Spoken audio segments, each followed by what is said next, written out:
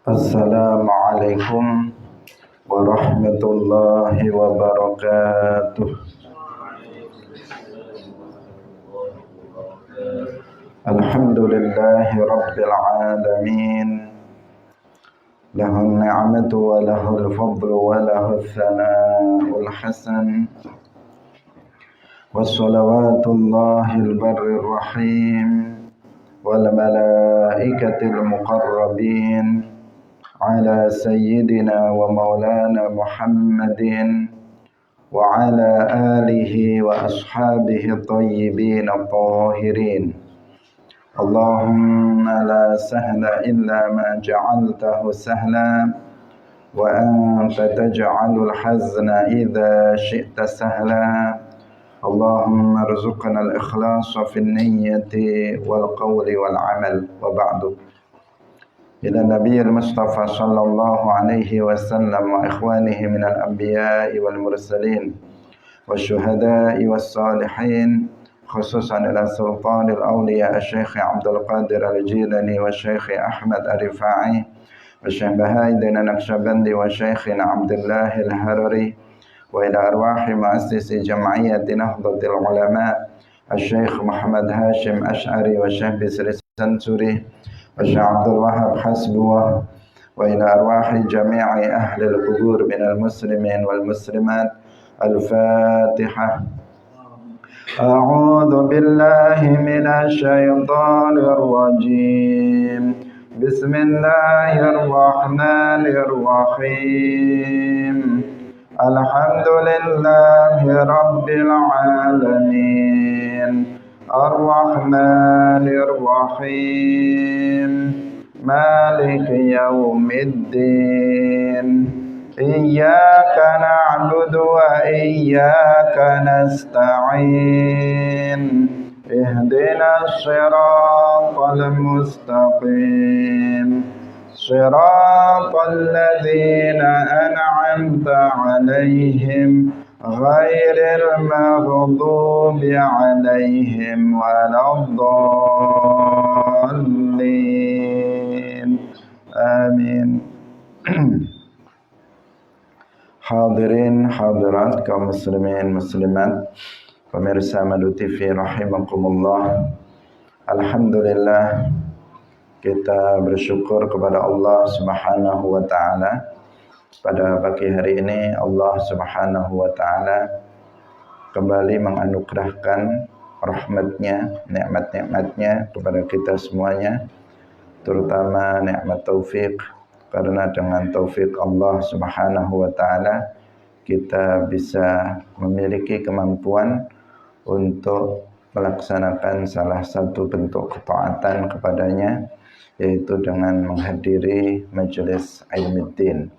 Semoga Allah Subhanahu wa taala menetapkan taufiknya kepada kita sehingga semakin banyak amal soleh yang kita lakukan dan pada akhirnya kita diberikan anugerah mati dalam kesempurnaan iman. Amin ya rabbal alamin.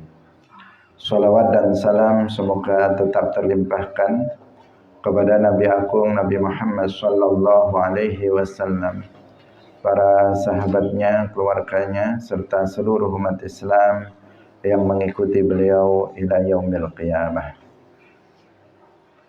Hadirin rahimakumullah, kita ikhlaskan niat kita masing-masing, kita ngaji lillahi ta'ala. Babun al-ma'asi min amril jahiliyati wa la yukaffaru sahibuha birtikabiha illa bisyirik. Babun utawi iki iku bab al-ma'asi utawi pira-pira maksiat iku min amril jahiliyati setengah sangking urusane jahiliyah. Salah satu atau salah siji setengah sangking perkara atau ajaran jahiliyah. Wala yukaffaru lan ora den kafiraken sapa sahibuha wong kang nglakoni maasi. birtika biha kelawan sebab ngelakoni ma'asi illa bisyirki kejaba kelawan syirik. Liqaulin nabiyyi krana dawuhe Kanjeng Nabi sallallahu alaihi wasallam, innaka mru'un fika jahiliyah. Innaka satemene sira iku umru'un wong fika kang iku ing dalem awak sira jahiliyatun utawi sifat kejahilian. Wa qaulillahi ta'ala lan dawe Allah ta'ala, innallaha la yaghfiru an yushraka bihi wa yaghfiru ma duna dzalika liman yasha. Innallaha satemene Gusti Allah iku la yaghfiru ora ngapura sapa Allah ayyusyraka ing yen to den syirikaken bihi kelawan Allah. Wa yaghfiru lan nyepura sapa Allah ma ing dosa duna dzalika kang saliyane mangkono-mangkono syirik liman ketuwe wong yasya'u kang ngersakaken sapa Allah. Hadirin rahimakumullah, sebelum kita membaca hadisnya terlebih dahulu kita jelaskan dari segi babnya, penjelasan tentang bab. Karena Abu Abdullah Al-Imam Al-Bukhari rahimahullahu ta'ala itu memberikan bab pada setiap hadis yang beliau riwayatkan dalam kitab Sahih Al-Bukhari dengan bab yang luar biasa, memberikan penjelasan yang sangat penting kepada kita terkait dengan isi dari hadis yang akan diriwayatkan. Kalau dalam Kitabul Iman yang kita baca, maka dalam bab-babnya beliau menjelaskan tentang kaidah-kaidah yang sangat penting berkaitan dengan permasalahan akidah. Babun al-ma'asi min amril jahiliyah wa la yukaffaru sahibuha birtikabiha illa bisyirik. Ini kaidah yang kaidah akidah ahli sunnah wal jamaah yang ditegaskan oleh Al-Imam Abu Abdullah Al-Bukhari.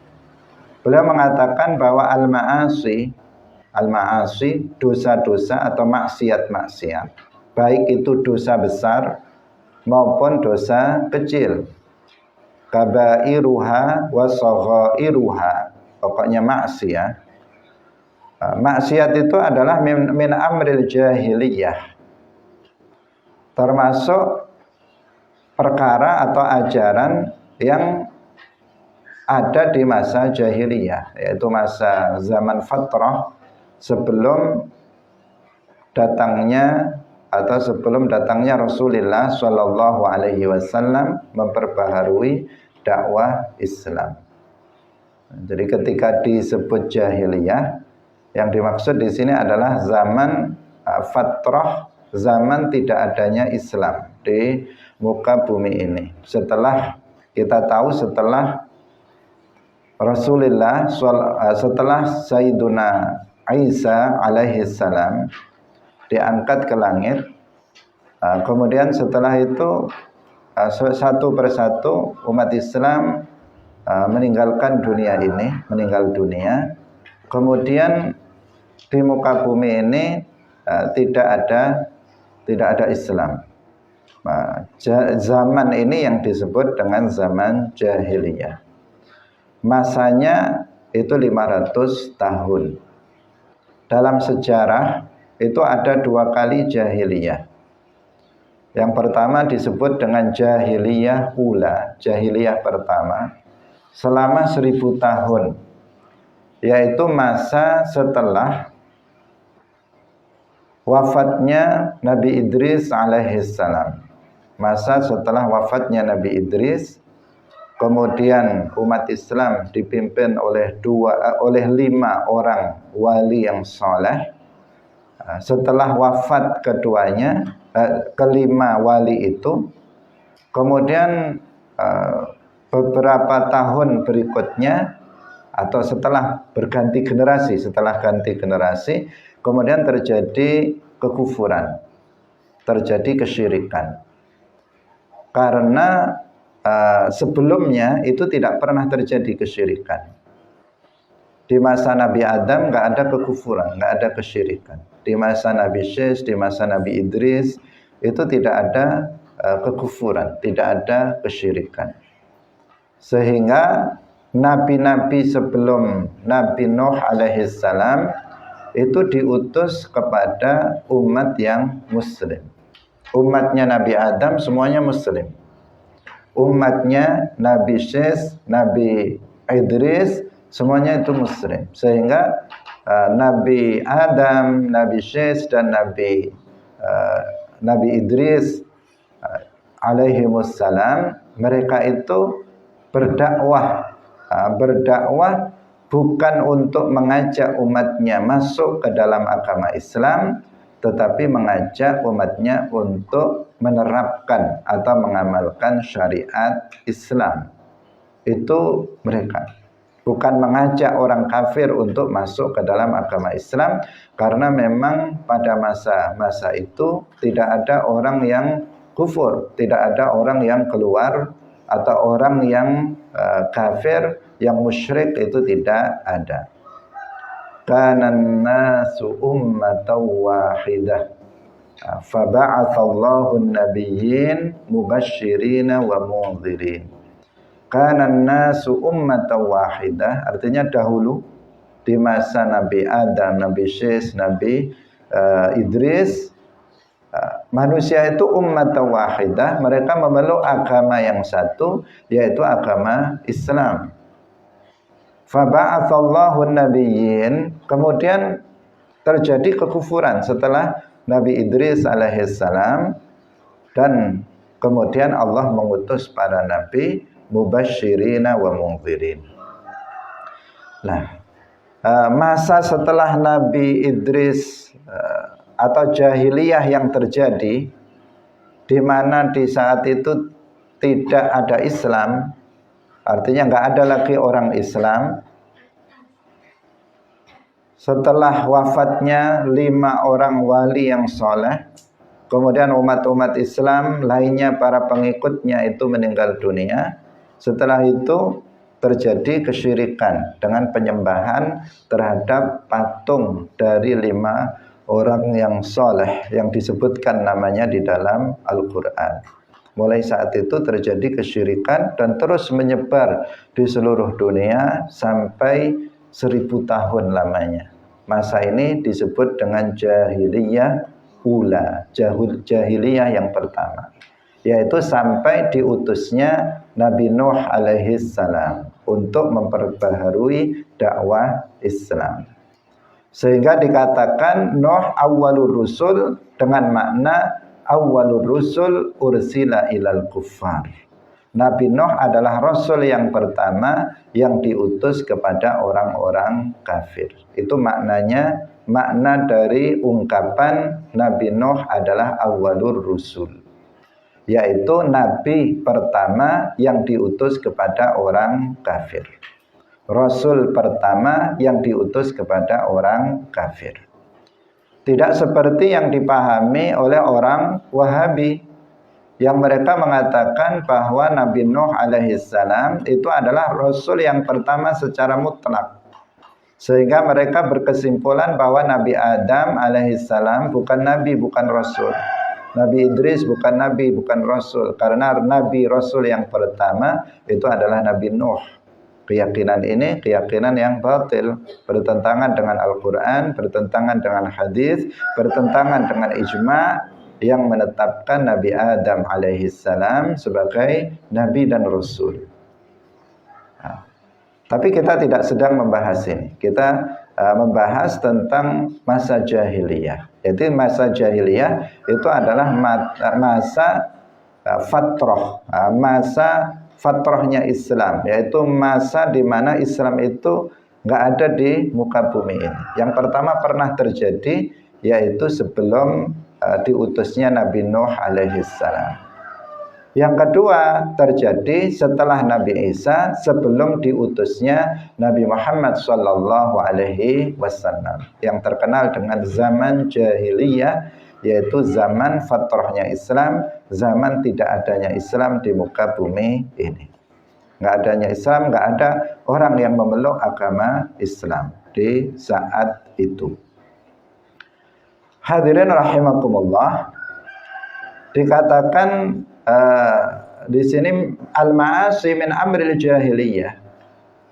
Artinya salah satu sifat kejahiliahan yang terjadi di masa jahiliyah itu melakukan berbagai macam kemaksiatan.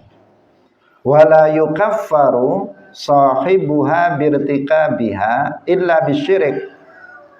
Pelaku maksiat itu tidak dikafirkan disebabkan dia melakukan kemaksiatan itu, illa bisyirik, kecuali dengan kesyirikan. Ini kaidah penting bagi Ahlus Sunnah wal Jamaah dalam membantah kelompok Khawarij. Seperti yang sudah kita singgung sebelumnya, bahwa salah satu ajaran Khawarij, mereka itu al-ghuluwu fit takfir. Mereka berlebihan di dalam mengkafirkan dalam mengkafirkan orang lain, bahkan mereka mengkafirkan umat Islam yang berhukum dengan selain hukum yang telah diturunkan oleh Allah. Mereka mengkafirkan ahlal kabair. Mereka mengkafirkan para pelaku dosa besar. Itu salah satu ajaran Khawarij yang paling terkenal dan paling menonjol. Kita tahu dalam sejarah orang Khawarij, mereka membunuh Sayyiduna Ali ibn Abi Thalib radhiyallahu anhu dengan alasan menurut mereka Sayyiduna Ali telah kufur karena telah melakukan tahkim. Yang dianggap bahwa tahkim itu sebagai berhukum dengan selain hukum Al-Quran, yang itu merupakan kemaksiatan dan pelaku kemaksiatan itu kafir. Itu anggapan dari orang Khawarij. Mereka mengkafirkan Sayyiduna Ali, mereka mengkafirkan Muawiyah bin Abi Sufyan, mereka mengkafirkan Amr bin al-As, Abu Musa al-Ash'ari, dan semua sahabat yang setuju dengan tahkim mereka kafirkan. Itu kelompok Khawarij. Ajaran mereka yang paling menonjol adalah takfir syumuli, pengkafiran secara keseluruhan terhadap umat Islam yang melakukan dosa-dosa. Hadirin rahimakumullah. Nah, Al-Imam Al-Bukhari radhiyallahu anhu rahimahullah, beliau membantah kelompok Khawarij dalam bab ini. Beliau mengatakan bahwa la yukaffaru sahibu al-ma'asi birtikabiha. Pelaku maksiat itu tidak dikafirkan dengan sebab dia melakukan dosa-dosa itu. Dia tidak dikafirkan. Dan ajaran ini merupakan ijma, yang juga telah disebutkan oleh Al-Imam Abu Ja'far At-Tahawi. Beliau mengatakan, Al-Imam Abu Ja'far At-Tahawi mengatakan, la nukaffiru ahlal qiblati. Ahlal qiblah, yakni al-muslimin. La nukaffiru ahlal qiblati bidhambin ma lam yastahillahu. La nukaffiru ahlal qiblati, atau dalam riwayat yang lain, la nukaffiru ahadan min ahlil qiblati bidzambin ma lam yastahillahu. Kita tidak mengkafirkan seorang pun dari umat Islam, dari ahlul qiblah, dengan sebab dosa yang dilakukannya ma lam yastahillahu, selama orang tersebut tidak menghalalkan perkara yang maksiat tersebut. Jika ada seseorang melakukan dosa-dosa besar, dia tetap meyakini bahwa itu adalah dosa. Dia tidak menganggap perkara yang maksiat itu halal.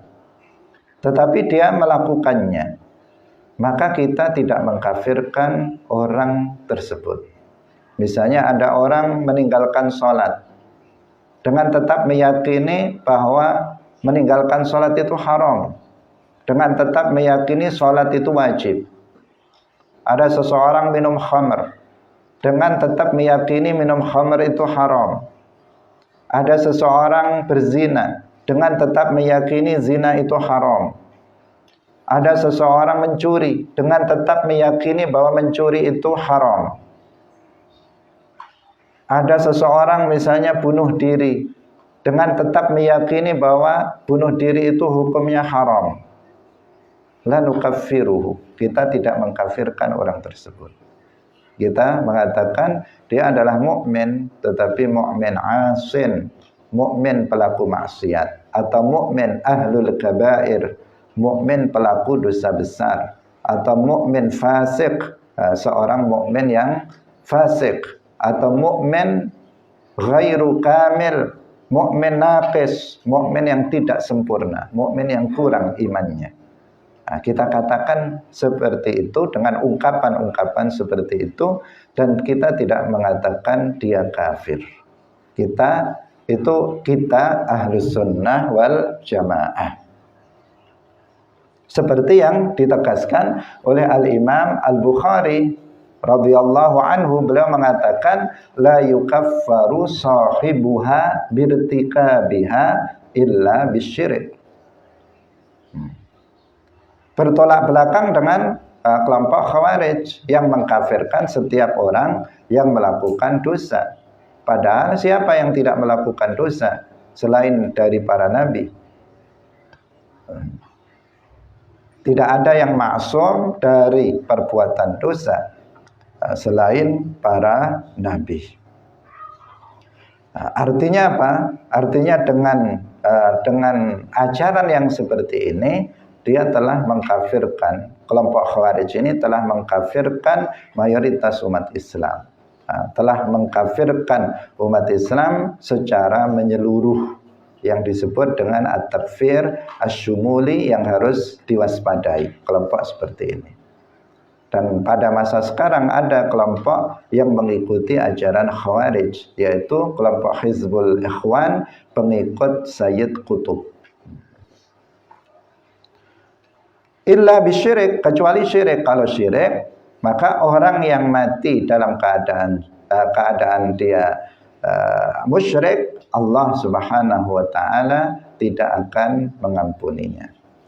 Segala jenis kekufuran, apakah kufur syirik atau kufur ghairu syirik, Allah Subhanahu wa taala tidak mengampuninya jika seseorang mati dalam keadaan tersebut. Sedangkan orang yang mati dalam keadaan tidak melakukan kekufuran, baik kufur syirik atau ghairu syirik, tetapi dia dalam kondisi melakukan dosa-dosa besar selain syirik, selain kufur, maka mungkin saja Allah Subhanahu wa taala itu mengampuninya. Liqaulin Nabi sallallahu alaihi wasallam, innaka mru'un fika jahiliyah. Ini dasar dari Al-Imam Al-Bukhari atas pernyataan beliau, al-ma'asi min amril jahiliyah. Dasarnya adalah pernyataan Nabi kepada Abu Dzar yang nanti akan kita baca hadisnya, innaka mru'un fika jahiliyah. Pada dirimu itu ada perbuatan jahiliyah, ada sifat kejahiliahan, yaitu karena kamu telah melakukan maksiat yang nanti akan kita sebut, akan kita baca hadisnya. Wa qaulillahi ta'ala, dan firman Allah Subhanahu wa ta'ala, innallaha la yaghfiru an yushraka bihi wa yaghfiru ma duna dzalika liman yasha. Nah, ini adalah dalil dari pernyataan Al-Imam Al-Bukhari, la yukaffaru sahibuha birtikabiha illa bisyirik. Ini dalilnya, ayat ini. Innallaha la yaghfiru an yushraka bihi wa yaghfiru ma duna dzalika liman yasha. Allah tidak mengampuni dosa syirik dan Allah mengampuni dosa selain syirik bagi orang yang Allah kehendaki.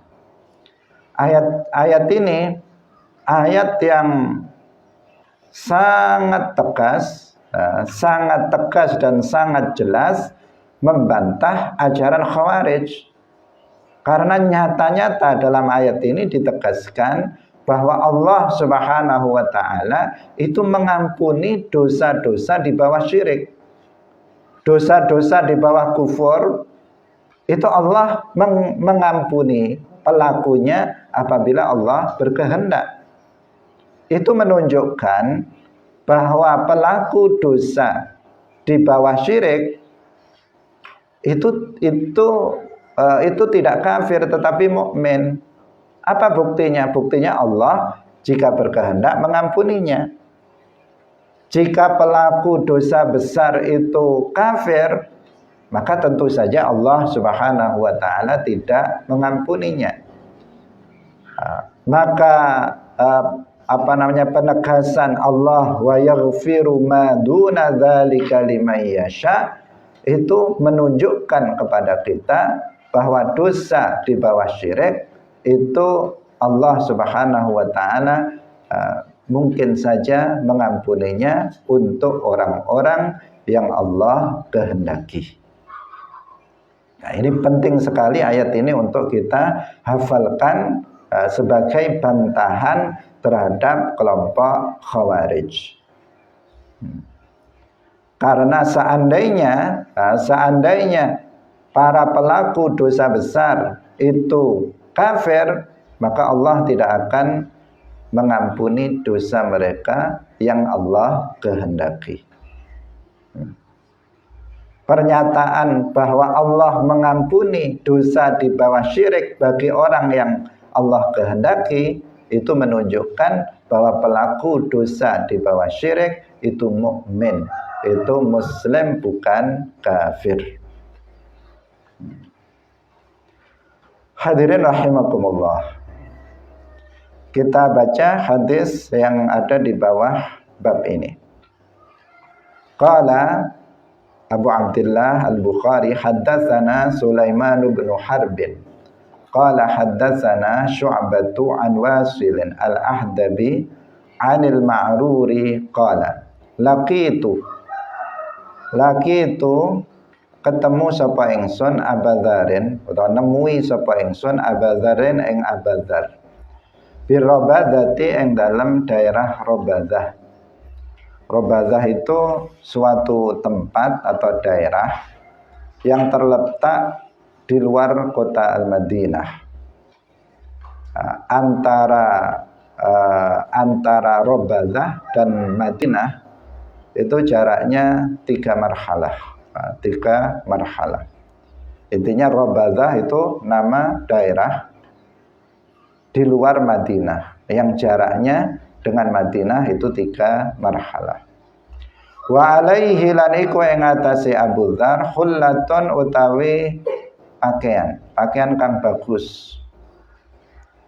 Wa ala ghulamihi lan iku ing atase pembantune Abu Dzar khullatun utawi pakaian kang bagus. Khullah itu pakaian yang bagus yang dia bukan pakaian yang terusan tetapi pakaian yang dua ya, yang terdiri dari 2 pakaian, 2 kain. Seperti kita ini, seperti kalian kebanyakan ada pakaian atas, pakaian bawah. Itu namanya khullah, bukan pakaian terusan yang menunjukkan pakaian itu pakaian yang bagus. Fasa'altuhu nuli takon sapa ingsun ing Abu Dzar azalika saking mangkono-mangkono iku. Faqala nuli dawuh sapa Abu Dzar ini satemene ingsun iku sababtu wis nyela sapa ingsun rajulan ing wong lanang. Fa ayyartuhu nuli ngerendahaken sapa ingsun ing rajul bi ummihi kelawan ibune rajul. Faqala nuli dawuh li maring ingsun sapa nabiyyu Kanjeng Nabi sallallahu alaihi wasallam. Ya Aba Dzarrin a'ayartahu ana ta ngrendahaken sapa sira ing rajul bi ummihi kelawan ibune rajul innaka satemene sira iku umruun wong fika kang iku ing dalem awak sira jahiliyatun utawi sifat kejahilian kejahiliahan ikhwanukum utawi pira-pira dulur sira kabeh iku khawalukum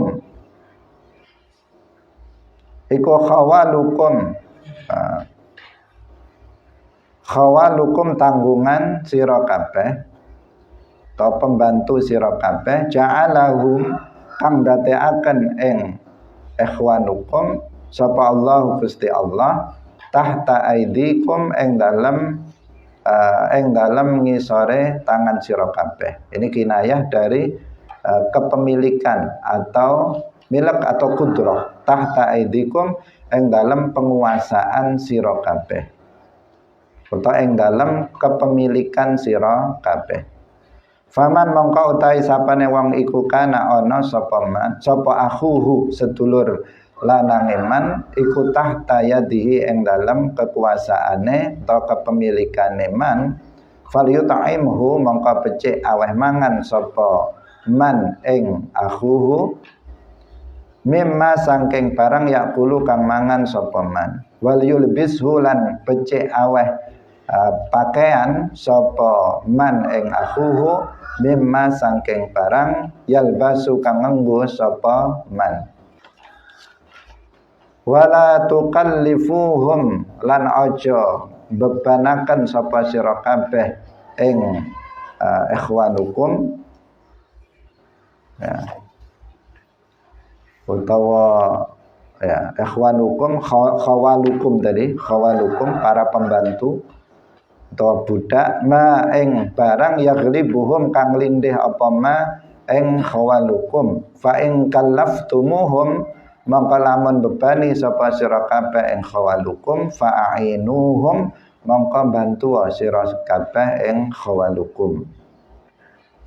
Hadirin rahimakumullah, hadis ini mengandung pelajaran yang sangat banyak bagi kita. Terlebih dahulu kita terjemahkan hadisnya sebelum nanti kita ambil faedah dari hadis ini. Diriwayatkan dari Al-Ma'rur bahwasanya beliau mengatakan, aku menemui Abu Dzar di daerah Rabbadah dan Abu Dzar itu memakai pakaian yang bagus dan pembantunya atau budaknya itu juga memakai pakaian yang bagus. Ini sesuatu hal yang aneh, karena pada umumnya pakaiannya majikan dengan pembantu itu beda, umumnya seperti itu. Bahkan di daerah kita juga beda. Ini majikannya, ini pembantunya, kita bisa membedakannya. Oh ini pakaiannya jelek, berarti ini pembantunya. Pak majikannya pakaiannya bagus. Umumnya kayak begitu. Umumnya seperti itu. Apalagi budak, maka umumnya diperlakukan tidak sama dengan orang yang merdeka. Nah ini enggak ada sesuatu yang aneh pada Abu Dzar. Perlu diketahui Abu Dzar ini salah satu sahabat Nabi. Beliau adalah minas sholihin, termasuk sahabat yang soleh. Itu yang perlu kita pahami. Karena di sini nanti akan ada Nabi itu mencela Abu Dzar, tetapi dalam rangka memberikan nasihat, tidak menunjukkan bahwa Abu Dzar itu orang yang rendah atau orang yang fasik, tidak. Abu Dzar itu salah satu sahabat mulia, banyak meriwayatkan hadis, dan Abu Dzar ini adalah orang yang soleh. Nah, suatu ketika Al-Ma'rur melihat Abu Dzar atau menemui Abu Dzar yang dia memakai pakaian yang bagus dan dan pembantunya itu juga menggunakan pakaian yang bagus, sama seperti Abu Dzar, sama persis yang dipakai. Fasa'altuhu adzalika, maka aku bertanya kepada Abu Dzar, kok seperti itu? Kamu kok ngasih pakaian budakmu atau pembantumu sama seperti pakaian kamu? Nggak ada bedanya antara majikan dengan pembantunya. Kok seperti itu? Kenapa? Al-Ma'rur heran dan bertanya kepada Abu Dzar. Faqala, kemudian Abu Dzar mengatakan, ini sababtu. Ini kisahnya seperti ini. Beliau menceritakan tentang kisahnya. Ini sababtu rajulan fa'ayyartuhu bi ummihi. Dulu saya ini pernah mencaci seseorang. Fa'ayyartuhu bi ummihi, saya merendahkannya dengan ibunya. Artinya dia mengatakan begini kepada seorang laki-laki, dia mengatakan, ya bena ammatis sauda, ya bena ammatis sauda, wahai anaknya amat yang hitam. Jadi dia memanggil seorang laki-laki dengan merendahkan sang ibunya. Wahai anak seorang amat yang hitam, budak yang hitam. Dia memanggilnya seperti itu. Dan dalam riwayat yang lain, ibu dari seorang laki-laki ini itu adalah orang A'jamiyah, bukan orang Arab, tetapi orang non-Arab. Orang non-Arab, bukan orang Arab. Kemudian faqala li an-nabiyyu, kemudian Nabi berkata kepadaku, melihat apa yang aku lakukan. Kemudian Nabi berkata kepadaku dalam rangka untuk ingkarul mungkar, mengingkari kemungkaran, karena itu enggak sesuai dengan ajaran Islam. Dia telah melakukan sebuah akhlak yang tidak sesuai dengan akhlak Islam. Maka Rasulullah bersabda, ya Aba Dzarrin a'ayartahu bi ummihi innaka mru'un fika jahiliyah. Nah, ini tadi perkataan yang disebut dalam bab. Wahai Abu Dzar, apakah kamu merendahkan laki-laki itu dengan ibunya, dengan mengatakan tadi, wahai anak seorang budak perempuan yang hitam, innaka mru'un fika jahiliyah. Kalau seperti itu, maka pada dirimu itu ada kejahilian. Artinya apa? Ada sifat kejahiliahan, yaitu dengan berupa merendahkan orang lain, berupa menghina orang lain. Itu adalah salah satu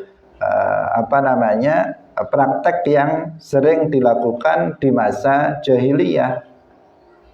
Tidak menghormati orang lain, merendahkan orang lain.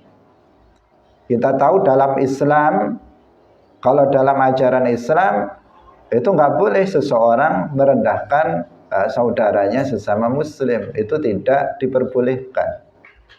Karena kemuliaan di dalam Islam itu letaknya pada ketakwaan, bukan pada warna kulit, bukan pada seseorang itu orang merdeka atau hamba sahaya, bukan ditentukan apakah dia majikan, kemudian yang lain pembantu. Kalau pembantu itu berarti rendah, kalau majikan itu tinggi derajatnya. Tidak ditentukan seperti itu. Tidak ditentukan apakah dia orang Arab atau orang Ajam. Kalau Arab berarti mulia, kalau Ajam tidak. Enggak.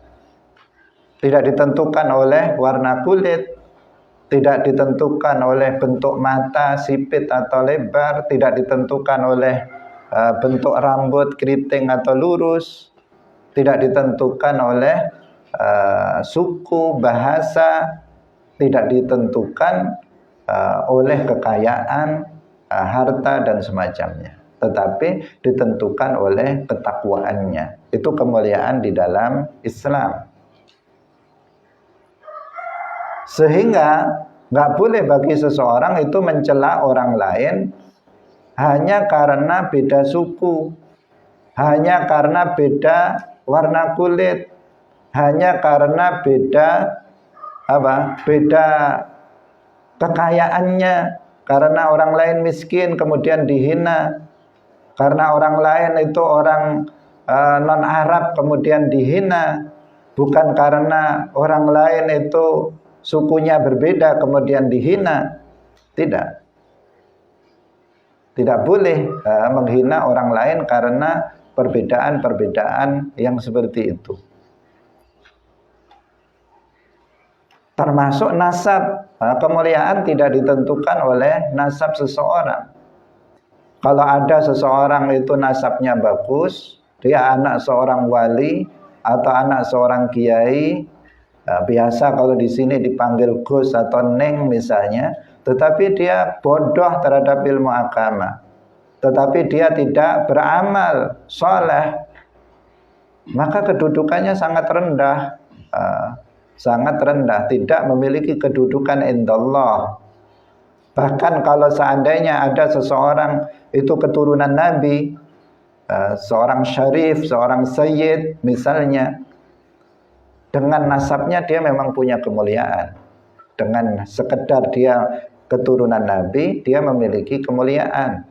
Tetapi apabila dia tidak berilmu dan dia tidak beramal, kemudian ada orang biasa-biasa saja, dia berilmu dan beramal, maka orang biasa-biasa saja yang bukan keturunan Nabi ini, dia lebih mulia daripada dia yang menjadi keturunan Nabi tetapi bodoh dan tidak mau beramal soleh.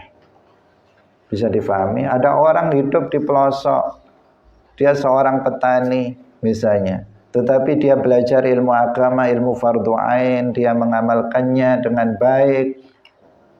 Kemudian ada seseorang dia keturunan seorang wali, dia seorang keturunan Nabi, tapi bodoh terhadap ilmu agama, nggak pernah belajar ilmu agama, apalagi mengamalkannya. Maka Pak petani yang hidup di pelosok kampung itu lebih mulia dibandingkan dengan orang ini. Indallah, menurut Allah Subhanahu wa taala, inna akramakum indallahi atqakum.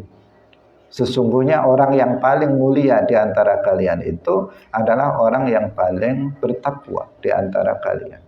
Jadi takwa itu ukurannya, takwa menjadi ukuran. Karena itu seseorang nggak boleh mencela orang lain dikarenakan warna kulitnya, sukunya yang berbeda dan semacamnya. Ini pernah dilakukan oleh Abu Dzar, dan Abu Dzar diingatkan oleh Rasulullah Shallallahu Alaihi Wasallam, dan Abu Dzar mengikuti nasihat Nabi. Abu Dzar bukan orang yang sombong. Beliau diberikan nasihat oleh Nabi, langsung beliau praktekkan, sehingga terjadilah beliau dilihat oleh perawi hadis ini Al-Ma'rur, beliau memakai pakaian yang sama dengan pakaian budaknya, atau pembantunya diberi pakaian yang sama dengan pakaian beliau, karena beliau mengamalkan nasihat Rasulullah Shallallahu Alaihi Wasallam. Kita lanjutkan dulu perkataan atau sabda Rasulullah Shallallahu Alaihi Wasallam. Ikhwanukum khawalukum. Ikhwanukum, saudara-saudara kalian, fil Islam. Ikhwanukum di sini maksudnya adalah ikhwanukum fil Islam. Saudara-saudara kamu dalam Islam. Khawalukum, atau para pembantu kalian itu adalah saudara-saudara kalian. Ja'alahumullahu tahta aidikum, Allah menjadikan mereka di bawah kekuasaan kalian. Kalau budak di bawah kepemilikan kalian. Kalian memiliki budak-budak itu. Allah menjadikan mereka sebagai milik kalian. Faman kana akhuhu, maka barang siapa yang saudaranya itu berupa saudaranya dalam Islam yang merupakan budak hamba sahaya, itu menjadi miliknya, falyut'imhu, hendaknya dia memberikan makan dengan apa yang dia makan. Berarti hendaknya apa yang dimakan oleh sayyid itu diberikan kepada budaknya. Itu akhlak Islam. Wal yulbishu mimma yalbasu, dan hendaknya dia memberikan pakaian budaknya itu dari pakaian yang dia pakai. Nah, ini yang diamalkan oleh Abu Dzar. Wala tukallifuhum ma yaghlibuhum, janganlah kalian itu membebani para pembantu, para budak itu sesuatu yang mereka nggak mampu untuk melakukannya. Jangan dikasih pekerjaan, dibebani pekerjaan yang si pembantu itu nggak mampu untuk melakukannya. Fa'in kalaftumuhum fa'ainuhum, apabila kalian membebani mereka dengan pekerjaan-pekerjaan tertentu, maka bantulah mereka. Para pembantu itu juga dibantu dalam rangka untuk mengerjakannya. Nah, hadirin hadirat rahimakumullah. Tadi telah kita sampaikan bahwa dalam hadis ini mengandung banyak sekali banyak sekali faidah yang bisa kita ambil. Yang pertama, sesuai dengan bab, bahwa hadis ini memberikan faidah al-ma'asi min amril jahiliyah, bahwa perbuatan maksiat itu adalah salah satu ajaran-ajaran yang lazim dilakukan di masa jahiliyah. Sehingga kalau ada seseorang itu melakukan perbuatan maksiat, termasuk diantaranya adalah menghina kepada sesama, berarti pada diri orang itu masih ada sifat kejahiliahan. Nah, yang harus dihindari. Sekarang sudah zaman Islam, tetapi dia dalam dirinya masih mengandung sifat kejahiliahan, karena dia masih melakukan perbuatan yang biasa dilakukan di masa jahiliyah, yaitu menghina kepada sesama atau kemaksiatan secara umum. Itu yang pertama. Kemudian yang kedua, bahwa hadis ini menjelaskan tentang wajibnya al-amru bil ma'ruf wa nahyu 'anil munkar. Ketika Rasulullah Shallallahu Alaihi Wasallam melihat Abu Dzar melakukan perbuatan yang keliru, kemudian Rasulullah Shallallahu Alaihi Wasallam itu mengingkarinya dengan mengatakan, ya Abu Dzar, ayartahu bi ummihi. Nah, di sini adalah istifham ingkari. Istifham namanya istifham ingkari, bertanya untuk mengingkari, bukan bertanya untuk ingin tahu, karena Nabi nggak tahu sehingga kemudian Nabi bertanya ingin tahu. Bukan seperti itu, karena Nabi melihat apa yang dilakukan oleh Abu Dzar di saat itu, sehingga ketika Rasulullah Shallallahu Alaihi Wasallam mengatakan kepada Abu Dzar, ya Abu Dzarrin ayyartahu bi ummihi. Nah, ini apa? Istifham ingkari. Nabi mengingkari perbuatan yang dilakukan oleh Abu Dzar yang merupakan kemungkaran. Itu. Dan sehingga kita juga diwajibkan untuk mengingkari sebuah kemungkaran. Jika kita mengetahui adanya kemungkaran, maka kita wajib untuk mengingkarinya. Itu yang kedua. Kemudian yang ketiga, bahwa boleh menyebut para pembantu atau para budak itu dengan sebutan ikhwan selama mereka itu beragama Islam. Nah, karena disebutkan di dalam ayat Al-Qur'an, innamal mu'minuna ikhwah. Sesungguhnya orang-orang yang beriman itu adalah bersaudara. Al-muslimu akhul muslim. Meskipun saudara sesama muslim kita itu adalah pembantu kita sendiri, tetapi dia adalah ikhwan kita. Itu adalah saudara-saudara kita fil Islam atau fil iman. dalam agama, dalam Islam, dalam keimanan, mereka adalah saudara. Nah, Nabi menyebutnya seperti itu. Beliau mengatakan ikhwanukum khawalukum. Itu yang pelajaran yang ketiga yang bisa kita ambil.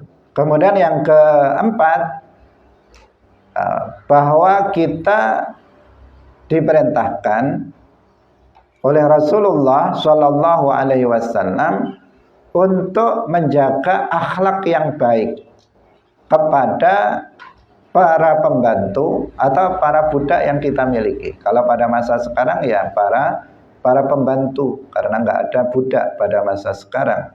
Nah, sehingga kita diperintahkan oleh Nabi untuk menjaga akhlak mulia terhadap para pembantu kita. Wujudnya apa? Salah satu akhlak mulia yang harus diterapkan kepada para pembantu kita. Seandainya kita memiliki pembantu, apalagi bukan pembantu, yaitu memberikan makan dengan makanan yang kita makan. Bukan dibedakan, karena pada umumnya makanan untuk para majikan, untuk keluarga dari majikan itu terkadang atau kebanyakan itu beda dengan makanan pembantu. Kalau pembantu ya mungkin turahan atau lebihan dari makanan majikannya, atau langsung dari awal sudah dibedakan. Nah, kalau majikannya itu daging ayam misalnya, pembantunya cukup terong saja sama ikan asin misalnya, itu untuk pembantunya. Biasanya dibedakan orang untuk dia ingin eksistensinya sebagai majikan itu tampak, sehingga dia harus lebih bagus dari sisi makanannya dari pembantunya. Nah, Islam tidak mengajarkan seperti itu. Islam mengajarkan apa yang dimakan oleh majikan itu juga yang diberikan kepada pembantunya. Sama, makanannya sama. Kalau majikannya makan daging, pembantunya juga makan daging. Jika majikannya makan misalnya terong, pembantunya juga sama makan terong dan sebagainya. Pokoknya nggak beda lah, nggak dibedakan antara makanan dari majikan dan pembantu. Nah, karena nelongso nanti pembantunya, dia yang masak daging, dia yang masak tapi dia nggak makan. Orang lain yang memakannya. Dia hanya menelan ludah saja, enak ini, tetapi dia tidak bisa merasakan masakan yang dia masak sendiri, majikannya yang memakannya. Wal yulbishu mimma yalbasu, kemudian hendaknya memberikan pakaian yang sama, pakaian yang serupa dengan pakaian dari majikannya, tidak dibedakan. Ini yang paling banyak dibedakan oleh para majikan. Nah, biasanya kalau pembantu pakaiannya ya yang jelek-jelek. Kalau majikan pakaian yang mahal-mahal dan yang bagus-bagus. Hendaknya itu tidak dilakukan. Akhlak Islam tidak mengajarkan seperti itu. Jadi makanan sama, kemudian pakaian juga sama. Wala tukallifuhum ma yaghlibuhum. Nah, kalau kita sebagai majikan, maka jangan memberikan pekerjaan terhadap pembantu yang dia tidak mampu untuk melakukannya. Nah, misalnya pembantunya kurus, kering, misalnya suruh ngangkat ngangkat meja yang besar sendirian, misalnya. Nah, itu tidak selayaknya dilakukan oleh seorang majikan terhadap pembantunya. Pembantunya sedang sakit, misalnya nggak mampu untuk melakukan pekerjaan, tetapi dia paksa untuk melakukannya. Itu bukan akhlak Islam. Dilihat kemampuan dari si pembantu tersebut, maka dia diberi pekerjaan sesuai dengan kemampuannya. Itu akhlak Islam seperti itu. Dan apabila dia memberikan beban atau pekerjaan kepada pembantu, maka hendaknya si majikan itu ikut membantunya, ikut membantu. Misalnya suruh masak, dia juga ikut membantu memasak. Meskipun bukan dia yang masak, tetapi bantu-bantu sedikit apa yang dilakukan oleh pembantunya tersebut. Inilah akhlak mulia Islam yang diajarkan kepada kita, yang hendaknya kita lakukan. Nah, Abu Dzar radhiyallahu anhu, beliau mengamalkan apa yang diajarkan oleh Nabi. Yang dulu beliau pernah melakukan sebuah kesalahan, beliau kemudian menerima nasihat Rasulullah Shallallahu Alaihi Wasallam dan mengamalkannya, sehingga beliau memperlakukan budaknya atau memperlakukan pembantunya itu dengan akhlak Islam yang diajarkan oleh Rasulullah Shallallahu Alaihi Wasallam, sehingga terlihat beliau memakai pakaian yang sama dengan pakaian pembantunya. Sehingga beliau menceritakan tentang hadis Rasulullah Shallallahu Alaihi Wasallam ini.